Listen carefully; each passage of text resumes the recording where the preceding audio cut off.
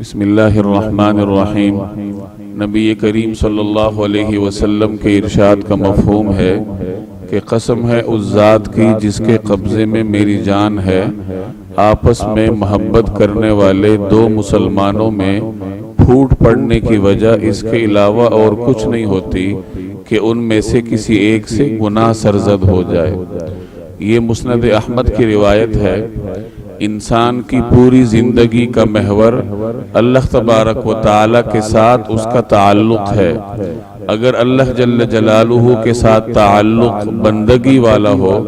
اللہ کی عبادت کرتا ہو، نافرمانی سے پرہیز کرتا ہو، تو اس کی پوری زندگی سکون میں گزرتی ہے، کسی قسم کا اضطراب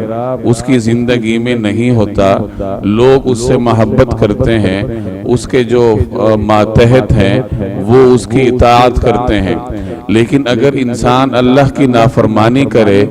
تو جہاں اس کی زندگی میں اضطراب اور پریشانیاں آتی ہیں، وہاں مخلوق اس سے نفرت کرنے لگتی ہے،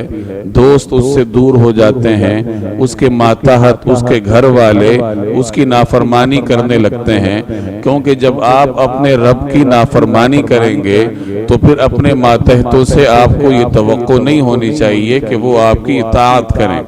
چنانچہ بعض تابعین کے بارے میں آتا ہے کہ اگر ان کی سواری شوخی کرتی تھی، گزشتہ زمانوں میں اونٹ اور گھوڑوں پہ سفر ہوتا تھا،